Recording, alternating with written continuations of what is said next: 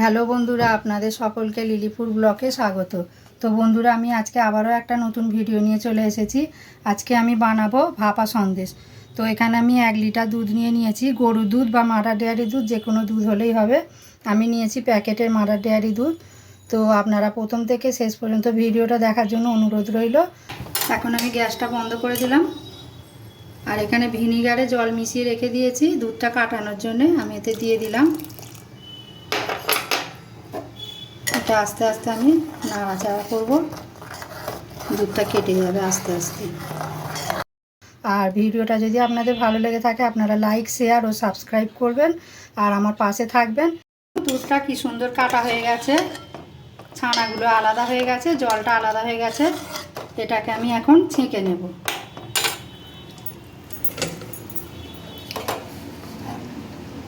এরকম ছাঁকনিতে ছেঁকে নেবেন।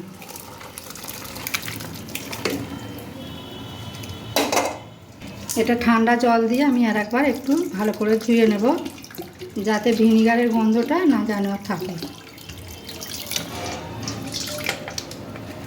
এটাকে আমি এখন জলটা ঝরাতে দেব। জলটা এরম চিপে চিপে জলটা যতটা সম্ভব বার করে দিতে হবে। এটা সুতির কাপড়েও বেঁধে রাখলে হয়ে যাবে। এইভাবে আমি জলটাকে ছেঁকে বার করে নেব চেপে চেপে। এটাকে আমি ঠান্ডা হওয়া অবধি অপেক্ষা করব। এই প্লেটে এটাকে ভাপাতে দেব সন্দেশটা। এতে একটু ঘি ব্রাশ করে নিচ্ছি। আপনারা যে কোনো পাত্রের মধ্যেই করতে পারেন, কোনো কন্টেনারে করলেও হবে। আর এর মধ্যে আমি এরম একটা পেপার দিয়ে দিচ্ছি, সাদা পেপার। আপনারা চাইলে বাটার পেপারও দিতে পারেন। আমার যেহেতু বাটার পেপার নেই, ওই জন্য আমি এই সাদা পেপার দিয়ে দিচ্ছি। আবার এর ওপরে একটু আমি ঘি ব্রাশ করে দেব। ঘিটা ব্রাশ করলে কি হবে, তাড়াতাড়ি এটা উঠে আসবে, লেগে যাবে না। এখানে কিন্তু ভুলেও কোনোদিন সরষের তেল ব্যবহার করবেন না, তাহলে বেকার জিনিসটা নষ্ট হয়ে যাবে, একটা বিচ্ছিরি ঝাঁঝালো গন্ধ ছাড়বে। দেখুন হয়ে গেছে, এটা রেডি। আমি এবারে ছানাটাকে আমি পেস্ট করে নেব।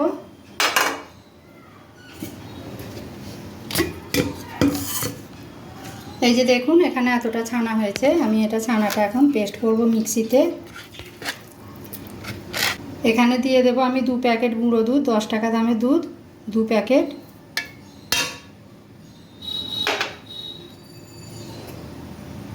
আর এখানে গুঁড়ো করে রাখা চিনি। চিনিটা আপনারা যে যার পছন্দের মতো মিষ্টিটা দেবেন।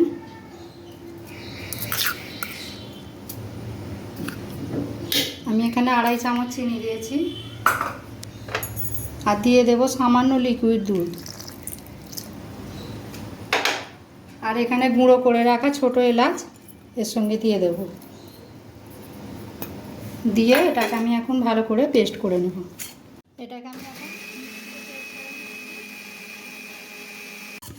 দেখে নিই, খুলে দেখে নিন কত সুন্দর মোস্ট হয়েছে। এইভাবে পেস্টটা বানিয়ে নেবেন। এটাকে আমি এখন এবার এই পাত্রে ঢেলে নেব।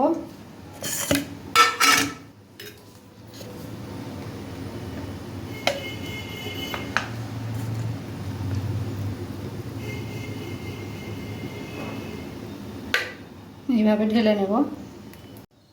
বন্ধুরা দেখে নিন, আমি এতে ঢেলে নিয়েছি। এটা ভালোভাবে এইভাবে ভালো করে ট্যাপ করে নিতে হবে। এখানে কিছুটা কাজু আর আমন্ড আমি কুচিয়ে রেখেছি, এটা উপরে ভালো দেখানোর জন্য আমি সুন্দর করে উপরে ছড়িয়ে দেব। চাইলে এখানে কেশরও দিতে পারেন, কিন্তু আমি কেশর নেই, কেশরটা দিচ্ছি না। কেশরটা দিলে সুন্দর কালার আসবে একটা। তো বন্ধুরা দেখে নিন, এখানে আমি কড়াইতে জল দিয়ে দিয়েছি। আমি এখন গ্যাসটা অন করে দিচ্ছি, জলটা ফুটতে দেব। দেখুন জলটা ফুটে গেছে। আমি এখানে একটা স্ট্যান্ড বসিয়ে দিয়েছি। এই স্ট্যান্ডের ওপরে আমি এই থালাটাকে আমি আস্তে করে বসিয়ে দেব। এবারে এটাকে আমি এইভাবে চাপা দিয়ে দেবো। দিয়ে এটা আমি আধ ঘন্টার জন্য হতে দেব। আর গ্যাসের ফ্লেমটা কিন্তু লো টু মিডিয়ামে রেখে দিতে হবে। আমি আধ ঘন্টা পর আবার ফিরে আসছি।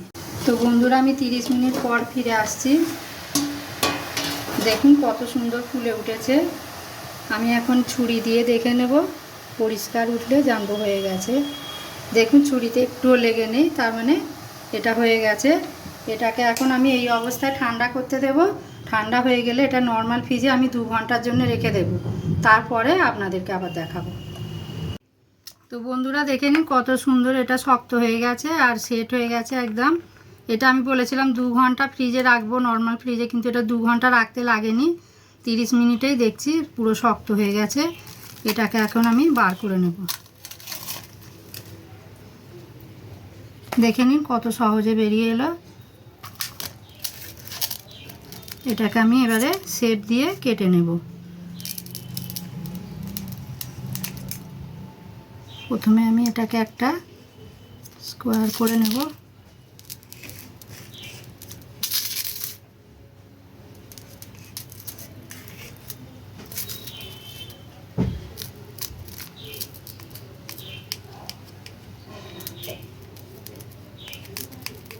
সুন্দর করে এইভাবে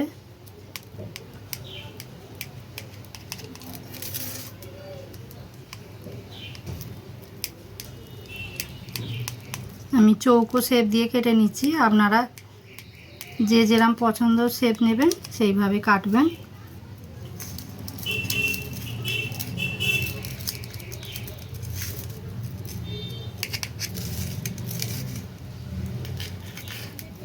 দেখে নিন কত সুন্দর হয়েছে ভাপা সন্দেশ। আপনারা বাড়িতে এইভাবে বানিয়ে খাবেন, খুব অল্প সময়ে। বাড়িতে মাত্র 2টো উপকরণ থাকলে এরম সন্দেশ বানিয়ে নিতে পারবেন। আর কেমন হয়েছে ভিডিওটা আপনারা কমেন্টে জানাবেন আমাকে। দেখে নিন কত সুন্দর হয়েছে। তা ভিডিওটা আমি এখানেই শেষ করছি। দেখা হবে আবার পরের কোনো নতুন ভিডিও নিয়ে। আপনারা সুস্থ থাকুন, ভালো থাকুন।